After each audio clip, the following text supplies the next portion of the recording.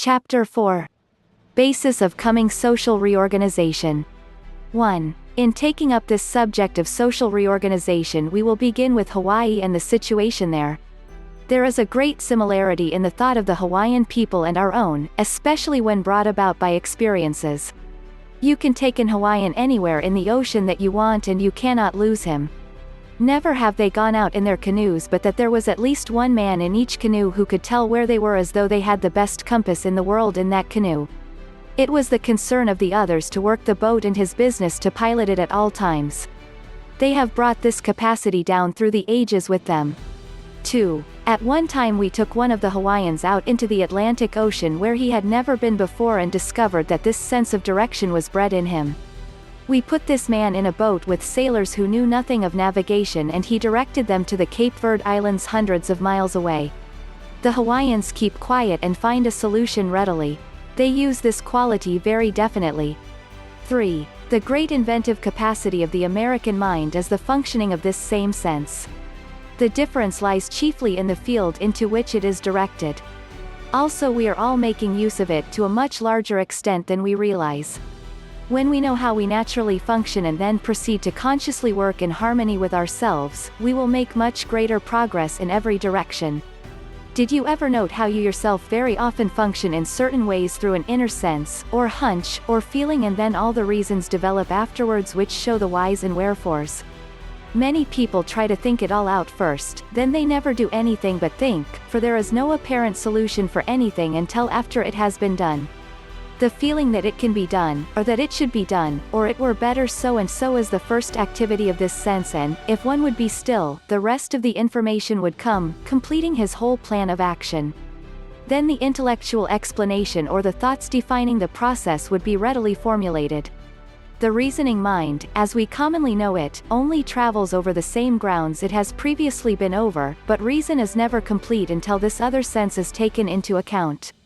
The new social order will come just as the inventor's ideas come. It will be a flash of revelation, so to speak, and then the mind may put it together and carry it out. Man's description for this new order will be complete only as it is in operation. Reason is descriptive, but this other sense sees and goes beyond reason, opening the way for larger reason. 4. This is not a phase of the superconscious as many style it, nor is it a phase of the subconscious. It is the power to penetrate into either. With the Hawaiians it is a perfectly conscious thing. It is brought about by involution. It is presented to them and is worked out through them. When they used to go on foot around the islands, before they had transportation at all, they were drawn to places where they were needed. I have seen 40 or 50 of them go across the island to find that some of their people were in trouble there. Sometimes their friends across the island would come to them. They never missed in those things. They were in constant touch with each other all the time. I have inquired of them and they think nothing of it. They simply function that way because they have never been given the impression that it is anything but natural. 5. Where the interest of those on one side of the island centered wholly within themselves, they would not be concerned about the needs of those on the other side. They are unified through common interests and are concerned with the welfare of those about them, and it is this interest that makes them sensitive to needs outside their own circle or location. Where there is need among their fellows, they draw this sense of need into themselves through the bond of sympathy which makes them one, and the needs of one group become instantly known by another. Selfishness and self-interest separate us, isolate us from the rest of humanity, and this sense of separateness makes people immune to their needs, thus throwing the social structure out of balance.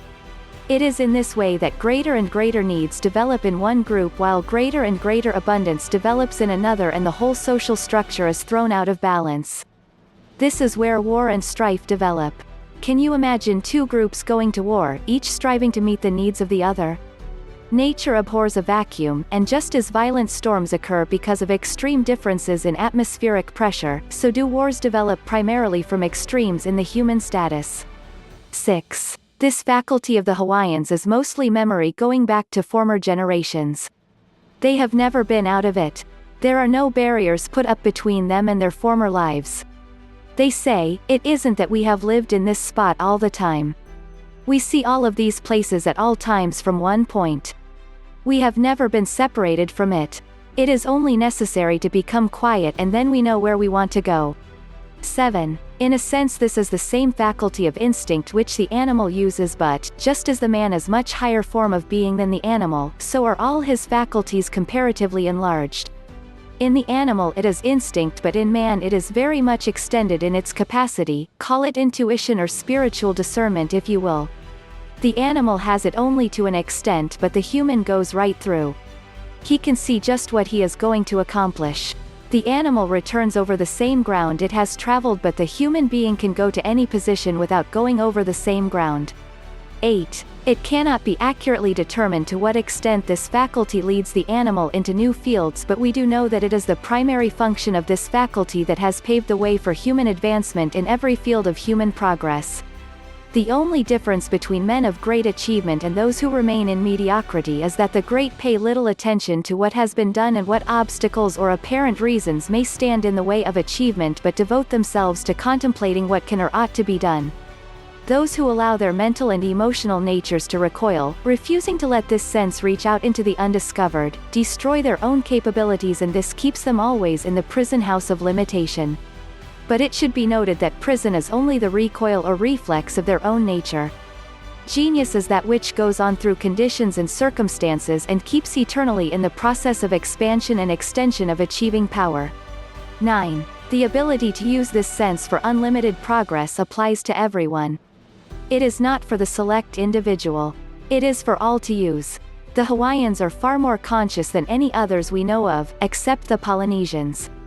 The latter will come to Hawaii on a visit from a distance of 3,000 miles. The true Polynesian and Hawaiian are true Caucasian. It seems that this faculty runs more definitely in the true Caucasian race. If they do not submerge it by doubting its existence or allowing it to stop with apparent limitations, it seems to be greater always. 10. This is what Theodore Roosevelt encountered in Africa. It is evident also in Alaska and Siberia. When I went out in 1905 to take relief to Amundsen, there was no evidence of a trail at all, but, when we were within 30 or 40 miles of that village, the villagers came out and met us, told us how many dogs and sleds we had, and generally all about our party and its equipment. 11. One reason the Americans do not possess this faculty is because they have too many accommodations. We have just let it slip by and have not retained it consciously. Subconsciously or unconsciously, the American has this faculty to a great extent. Most Americans have had the experience of it but hesitate to use it generally or to say anything about it. 12. The average American thinks it a sign of being a bit off if something is suggested for which there is no apparent reason. Such a feeling is the result of ignorance regarding the true capacities of the individual and the most vital means he has for any degree of achievement. It is his doubt of himself and his ability that holds him back. If ye believe and doubt not, nothing shall be impossible to you, said Jesus. This faculty is the first requisite to sound reason, while the other processes of reason commonly relied upon as the only basis of intelligent reason are secondary. Great achievements have been accomplished from realms beyond reason, and the reasons appeared after. Sound reason is brought about by first looking clear through the limitations, catching the vision of the unapparent, yet entirely possible, and then building the other processes of reason as these facts are worked out. To faith add knowledge, say the scriptures, but most of us attempt to attain faith by first knowing all about a thing objectively. 13. Then, too, we let others do our thinking for us. We rely upon them to think everything out, to give it form, and then we rely upon the thing produced. The producer becomes more and more capable, and the dependent one becomes more and more dependent. Emerson said as much when he referred to the fact that what we gain on one hand we lose on the other. We have watches but have lost the ability to tell the time of day ourselves. To neglect the development of self through dependence upon anything outside yourself is to weaken your own nature. 14. The Chaldean astronomers got their information on astronomy through the use of the intuitive faculty, or the power of the mind to penetrate through to fact. They would depend on this completely and then work out all theories. These ancient Chaldeans included the workings of this faculty in their history. It has always been in evidence. The influence is still in existence. If we want it, we must become one with it. That is all. 15. This is the eye of the soul, about which the mystics wrote. Through it men have read and will continue to read the Akashic records. Through it we may perceive things happening at a distance or envision future events with the speed of light, 186,000 miles per second. It comes to us at times during an earthquake or other extremity. Coming events cast their shadows before them. Everything happens first on higher planes, then reflection occurs here. It functions in the Devachan period between consciousness and form. It is the two faces of the gargoyle at the temple gate. Looking one way it admits limitation of delusion into the temple, man's being. Looking into the realm of spirit it admits the freedom and power of illumination. 16. The Hawaiians possess a great natural insight into things and they prophesy and prognosticate. There is a certain group of Hawaiians who will get together and tune in impending influences. If they perceive an influence that is not of benefit, they turn it over to another group who work against it, and it never manifests. The Hindus say that one man can prophesy and another god-man can stop fulfillment of the prophecy. 17. In our experience with the Hawaiians we never found an instance where they had failed to stop a negative event that had been prophesied. It is claimed that they have stopped many invasions. The ones performing that duty would lay down a certain line and the enemy could not cross it. Many times this has been included in their legends. At times the enemy could not even land on their shores. 18. The Carnegie Institute experimented some time ago with a group of Indians in Arizona. This group laid down a certain line and none could cross it except in love. Two men tried to force their way across the line and both men lost their lives.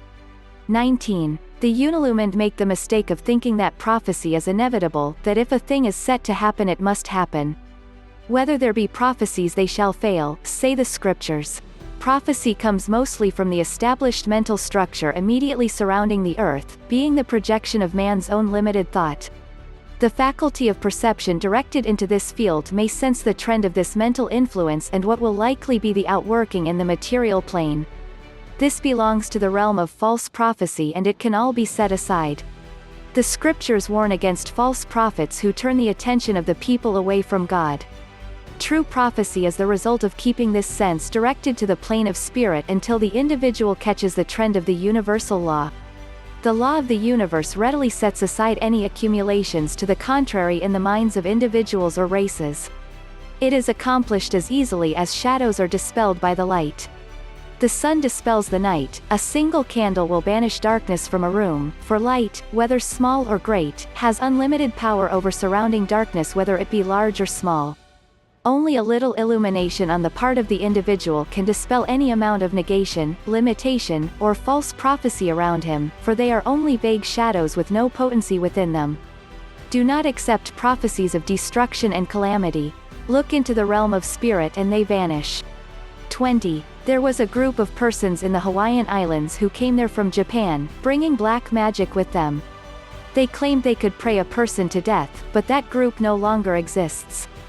Before one can practice black magic or become an antichrist, he must first become versed in the powers of the Christ consciousness. He gets the Christ power and uses it erroneously. The outcome of such practice is self-destruction and, with the destruction of individuals given to the practice of the black art, the art passes with them. 21. The most painful, if not the quickest, method of self-destruction is the misuse of spiritual knowledge. The individual tempted to use this spiritual knowledge to influence, control, or gain advantage over others should remember that every edict which goes forth from his own mind or mouth passes through his own being and becomes a fiat of power within his own nature, working upon himself exactly as he had intended it for another. That is what Christ meant when he said that the kingdom of heaven is within you. Your being is a kingdom, subject to the rulership of what you yourself decree. Whether his decree is accepted by another makes little difference to the individual sending it forth. It is received and acted upon within his own kingdom and he is sure of the most complete results in his own being. The kingdom within the individual will be heavenly only when he sends forth decrees that come from the heavenly realms, the spirit where all things move in harmony to promote the well-being and advancement of every individual on earth. The gift is to the giver and comes back to him, whether it be good or ill. As you give, so you receive. 22. One denomination of rishis in India is able to perceive an event that is set to happen. If it be evil, another group immediately takes it up and it does not happen at all. That was true also of the Hebrew race in the past. They prevented many wars among their people in that way. 23. Many are using the same method in preventing accident. We worked with a group of over 700 people in the United States that worked definitely to prevent accidents, and in the 3.5 years we were with them there was never an accident in the group. That group has now been augmented until there are about 4,000 members today. They work quietly and are not publicly known. 24. Why should not man put all the forces of his being to work in some good purpose? By keeping his perceptive faculty, or whatever else you may wish to name it, working in the spiritual realm where everything moves in harmony toward the complete good of every being, there would be a corresponding action developed in the minds of all people. Because they were all working in obedience to the power that works toward the good of all, they could not possibly say or do anything except that which was for the good of each other. In other words, through obedience to the great law there could be no conflict among individuals. There could be no war, no accidents, nor any of the other things that make for misery in the ranks of human nature. 25. This capacity can be put to varied uses. There is the case of the World War veteran, De Jong, who was treated in the Letterman Hospital at San Francisco and who, though blind, demonstrated that he had received a higher illumination by driving a car through the streets of San Francisco and Los Angeles. This particular young man had developed the faculty before, and this was simply his sudden awakening. This often happens. 26. The point is that, if it can be awakened, as has been proved in so many cases, the faculty is there. If there, it can be understood, rightly directed, and awakened to proper function. We must give attention to these things and proceed intelligently to uncover the latent possibilities within our own natures, if we would arrive at the place of mastership. No one can do this for us but ourselves. 27. This involves complete emotional control, more particularly than mental control. We must be brought to one-pointedness. When our forces are centered, it works positively. Jesus said, "One-pointedness is God." 28. The entire matter of our social reorganization centers around a deeper perception. People must learn how to develop this faculty. That will be the social reorganization, knowing how to do the right thing at the right time. It will help now to hold the thought of right action always. We will come to the point where we will know that everything we do is the right thing to do at the right time. This is the substance of social functioning in the future. For the teacher, this lesson deals with the motive from which will develop the new social order to come through these changing times, and which will be reverting to man's primal faculty of discerning the spiritual trend of affairs, rather than relying upon the intellectual standards and material values of the past. Our past experiences have dulled, in a sense, this spiritual faculty, and it must now be resurrected if we are to attune ourselves to the movement of universal laws. Paragraphs 1 and 2 show how the more primitive races, as we call them, have a sense superior in some ways to our own, and show how in some ways they fare better than we fare. Paragraph 3 shows in what field this faculty functions most clearly with us, but it must be expanded along spiritual lines if we would make the best of our own possibilities and opportunities. Paragraphs 4, 5. This faculty might be variously named, but in mystical science it is what is called the penetrative sense, or the ability to press or lead the mind out into new fields. When directed to its highest purpose, it will lead us into spiritual values just as accurately as it has led us into the fields of inventive genius. Paragraphs 6, 7 and 8 are self-explanatory but can be developed further from the knowledge of the instructor. Paragraphs 9, 10 and 11 afford a good opportunity for showing clearly how the mind of man is clouded through too much concern with the realm of effects, and how it may be clarified by redirection back into the realm of causes. Paragraph 12 should be self-explanatory but affords plenty of opportunity for enlargement. Paragraph the 13th of may be handled in the same manner. Paragraph 14 reverts to the same category as paragraphs 1 and 2. Paragraphs 15 and 16 bring out to some extent the possibilities of this faculty and the fields where it may normally function. More may be said upon what the faculty really is. In its simplest form, it is that phase of the mind that looks back to see what we may have done yesterday or what we hope to do tomorrow. The simple act of attention. If it is toward form, we discover only the complications thereof, but if into spirit, it expands in the realm of spiritual reality. Paragraph 17 brings out some of the possibilities arising from its use. This can be greatly enlarged upon and made of immense value to the student if he will heed the advice therein. Paragraph the 18th of May be handled in this connection. Paragraph 19. The point to be clearly brought out in this paragraph is that prophecy is not accurate when based on the mental and physical plane. What is thoroughly organized on the mental plane may transpire in the physical unless set aside by a direct application of spiritual authority. True prophecy is proclaiming the constructive results which follow the authoritative application of discovered spiritual movements. Paragraph 20. The folly of misuse of spiritual power should be self-evident to anyone, but it should be clearly impressed upon the mind of every individual as a measure of self-preservation. The habit developing in many metaphysical circles of mentally influencing others to do the will of another is black magic in its embryonic form and can only lead to chaos. Paragraph 21 should be handled in connection with paragraph 20. Paragraphs 22 and the 23rd of May be handled as paragraph 19 and may be developed further according to the leading of the instructor. Paragraph 24 is self-explanatory but affords practical opportunity for showing the basis of true cooperation in ushering in the new order of things.